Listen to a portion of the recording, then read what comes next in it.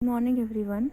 Now we will start our next topic of chapter 7, that is consumption function. अब consumption function का meaning क्या होता है? सबसे पहले कंजप्शन फंक्शन के मीनिंग में हम क्या देखेंगे कि इनकम के चेंज होने से कंजप्शन में जो चेंज होता है, द फंक्शनल रिलेशनशिप जो हमें किसके बारे में बताती है, कंजप्शन और इनकम के बारे में बताती है, वो मेरी हो जाती है कंजप्शन फंक्शन। जो रिलेशनशिप सी और वाई के बीच में है, कंजप्शन और वाई के बीच में जो फंक्शनल रिलेशनशिप है, वो क्या होता है, मेरा कंजप्शन फंक्शन। जैसे कि हमने पहले देखा, स्टार्टिंग में हमने टेबल करी थी, एडी की डिमांड एडी वाला करी थी टेबल, उसमें हमने किसी का क्या पढ़ा था कि इनकम के चेंज होने से मेरी कंजप्शन चेंज हो रही है। तो और अब क्या है, एडी के हम कंपोनेंट का इंपॉर्टेंट कंपोनेंट मेरा क्या था, सी है इंपॉर्टेंट कंपोनेंट। अब सी कब चेंज हो रहा है, जैसे जैसे मेरी इनकम चेंज हो, जैसे जैसे मेरी इनकम चेंज हुई वैसे वैसे मेरी कंजप्शन भी चेंज हो रही है। इनकम बढ़ रही है, कंजप्शन भी बढ़ रही है, यही पढ़ा था हमने अभी तक। और जब इनकम मेरी ज़ीरो थी तब भी मैं कुछ ना कुछ कंज्यूम कर रही थी। अब मेन कंजप्शन फंक्शन का मीनिंग क्या है, दोनों की रिलेशनशिप, फंक्शनल रिलेशनशिप किसकी, सी और वाई की, क्या कहलाती है, कंजप्शन फंक्शन। अब देखेंगे हम कि स्टार्टिंग में हमने टेबल करी थी, उसमें क्या था कि हमारी जब इनकम ज़ीरो थी तब भी मेरी कुछ ना कुछ कंजप्शन थी। तो जब मेरी इनकम ज़ीरो होगी तब भी मेरी कुछ ना कुछ कंजप्शन होगी, वो क्या कहलाती है, ऑटोनोमस कंजप्शन। क्या कहलाती है, ऑटोनोमस कंजप्शन, उसको हम वर्ड बोलते हैं ऑटोनोमस कंजप्शन। जिस टाइम मेरी इनकम ज़ीरो होगी तब भी मेरी कुछ ना कुछ कंजप्शन होगी। ठीक है, फर्स्ट पॉइंट में यही था। वो क्या होती थी, मैं डिस सेविंग करती थी। डिस सेविंग को क्या बोलती हूँ, जो पहले का मैंने सेव कर रखा था वो पैसा निकाल लेना, वो डिस सेविंग होता है। तो डिस सेविंग क्या है, नेगेटिव सेविंग होना। और कंजप्शन क्या है, पॉजिटिव रिलेटेड है इनकम से। जैसे जैसे मेरी इनकम बढ़ रही है वैसे मेरी क्या हो रही है, कंजप्शन भी मेरी बढ़ रही है। ठीक है, और अगर मेरी इनकम कम होगी उससे मेरी कंजप्शन भी कम होगी। तो कंजप्शन किससे रिलेटेड है, इनकम से पॉजिटिवली रिलेटेड है। नेक्स्ट पॉइंट में वो क्या कहते हैं कि the entire increase in income during a particular period is not covered in to सी।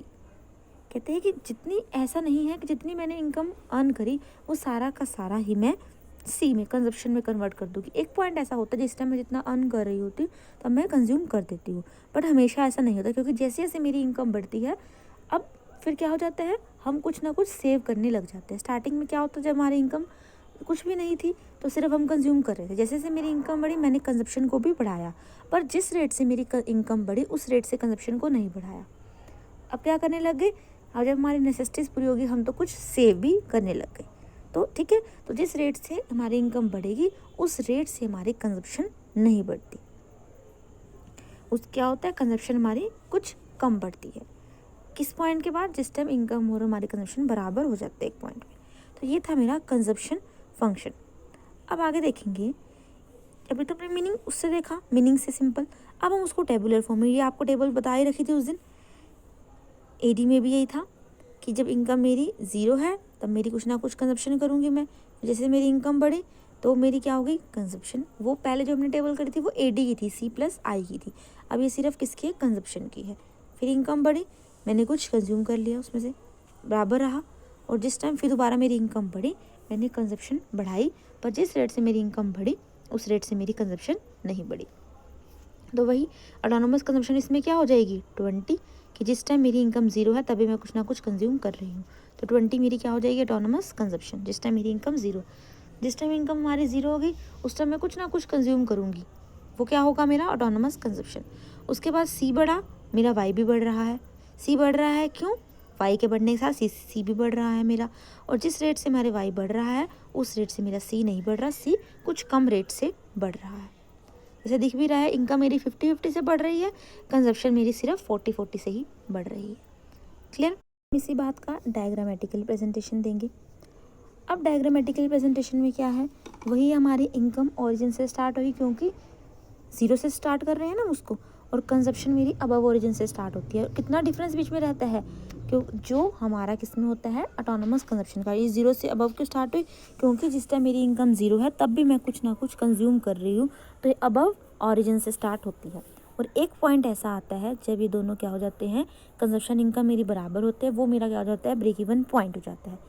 तो वहाँ पर ये दोनों वाई और सी मेरी इंटरसेक्ट कर जाएंगे। जैसे देखो फर्स्ट पॉइंट पे अब जिस टाइम मेरी इनकम ज़ीरो है तब भी मैं कुछ ना कुछ कंज्यूम कर रही हूँ। इनकम ज़ीरो, मैंने कुछ ना कुछ कंज्यूम करा। अब मेरी इनकम 50 होगी तो मेरी कंजप्शन कितनी है 60। तो स्टार्टिंग में क्या होता है, जितनी मेरी इनकम होती है कंजप्शन मेरी उससे ज़्यादा होती है। तो सी कर्व मेरी क्या हो जाएगी, इनकम कर्व से अबव लाई करेगी।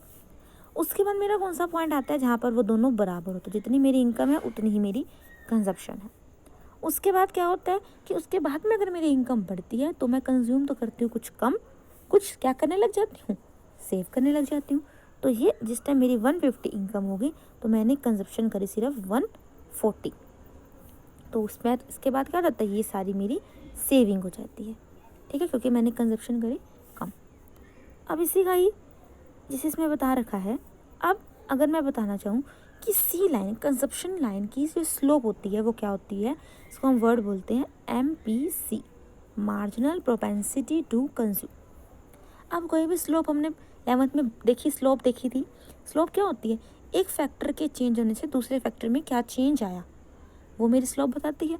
अब इसमें क्या है, MPC, marginal propensity to consume. इसका मतलब क्या हुआ, किसके चेंज होने से चेंज आ रहा है, इनकम के चेंज होने से कंजप्शन में चेंज आ रहा है। तो change in C due to change in Y। कितना कितना चेंज आ रहा है, इसमें तो कांस्टेंट रह रहा है कि 50-50 का चेंज आ रहा है इनकम में और 40 का चेंज आ रहा है कंजप्शन में। तो 40 का चेंज आया कंजप्शन में और इसके चेंज होने से, इनकम के चेंज होने से, तो डिवाइड में 50 रहेगा, 0.8 मेरी MPC आ गई, ठीक है। इसमें मेरा सेम चल रहा है, स्लोप मेरा कांस्टेंट चल रहा है। अब नेक्स्ट देखेंगे, अब इसका हमने जो टेबल में डायग्राम में देखा, दोबारा से देख लो इसको। ये क्या बता रखा है कि सी लाइन क्या प्रेजेंट करती है हमारे को, कंजप्शन फंक्शन के बारे में बताती है। सी हमारी अबव से स्टार्ट होती है, क्यों स्टार्ट होती है, क्योंकि मेरी मिनिमम लेवल ऑफ कंजप्शन तो होगी ही होगी चाहे मेरी इनकम ज़ीरो हो। सी पॉजिटिवली स्लोप्ड है, जैसे जैसे, क्यों, क्योंकि जैसे जैसे मेरी इनकम बढ़ रही है सी भी बढ़ रही है। इनिशियली सी क्या होती है, अबव होती है, किससे, इनकम लाइन से, क्योंकि क्या है इनकम ज़ीरो थी तब भी मेरी कुछ ना कुछ कंजप्शन थी। सी बढ़ रही है पर जिस रेट से वो बढ़ रही है वो कम है कंपैरिजन टू इनकम के रेट से। यही हमने डायग्राम में देखा। अब नेक्स्ट है हमारा स्लोप ऑफ सी लाइन। अभी आपको मैंने बताई स्लोप ऑफ सी लाइन क्या होती है, इसको हम बोलते हैं MPC, marginal propensity to consume. वो कैसे निकालते हैं, कंजप्शन में चेंज आया due to change in income, income के चेंज होने से कंजप्शन में कितना चेंज आया वो मार्क क्या बताती है, स्लोप। तो कंजप्शन लाइन की स्लोप क्या हुई, MPC, जो कि हमने लास्ट में डायग्राम से बताई है कितनी आई मेरी 0.8, और ये कांस्टेंट रह रही है इसमें क्योंकि हम सेम चेंज कर रहे हैं इनकम में हमेशा और सेम चेंज ही मेरा कंजप्शन में हो रहा है, ठीक है। अब नेक्स्ट क्या है, अब इसी बात को मैं एल्जेब्रिकली प्रेजेंट करूँगी। अब कंजप्शन फंक्शन हमने बताना है वो होता क्या, ये होता है मेरा consumption function C is equal to C bar plus BY। अब सबसे पहले B क्या होता है, सबसे पहले C बार क्या है, C बार मेरा होता है ऑटोनोमस कंजप्शन। C क्या है, कंजप्शन, ये C क्या है, कंजप्शन, ये C बार क्या है, ऑटोनोमस कंजप्शन। ऑटोनोमस कंजप्शन क्या है, मिनिमम लेवल ऑफ कंजप्शन है जो हम कंज्यूम करेंगे ही करेंगे चाहे मेरी इनकम हो ज़ीरो, ठीक है। जैसे हमने स्टार्टिंग में देखा था, हमने 30 ले ली कंजप्शन, ले लिया 20 ले ली, जो भी ली, तो वो तो रहती ही रहती, साथ में और इंक्रीज़ होता है। तो C बाहर तो हमेशा रहेगा ही रहेगा ऑटोनोमस कंजप्शन। वो क्या है, क्योंकि जिस टाइम मेरी इनकम ज़ीरो है उतना तो मैंने कंज्यूम करना ही करना है। उसके बाद ये B क्या है, MPC, B क्या है, MPC, स्लोप क्या है, MPC, B को रिप्रेजेंट कर रखा हमने से, और Y क्या है, इनकम, ठीक है। अब इसमें मैंने क्या निकालना है, कंजप्शन निकालना है। वो कैसे निकालेंगे, C बार में BY को ऐड कर दो। अब मैंने देखा डायग्राम में B हमने कितना निकाला था, 0.8, B क्या है, MPC है।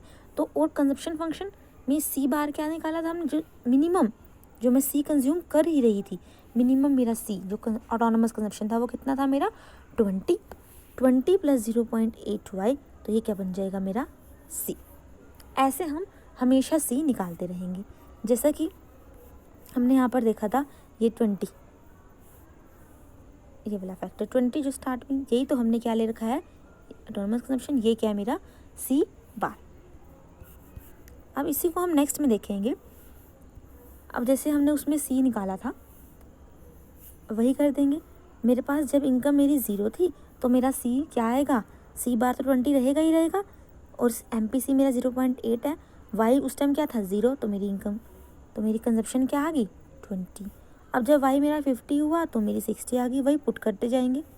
MPC की वैल्यू मेरे पास, बी की वैल्यू मेरे पास दे रखी है 0.8, ये पुट करते जाऊँगी, और वाई की वैल्यू पुट करते जाएंगे, और सी बार की तो मेरे पास है ही है, और जो कि वो कांस्टेंट रहेगी। तो ये था मेरा कंजप्शन फंक्शन।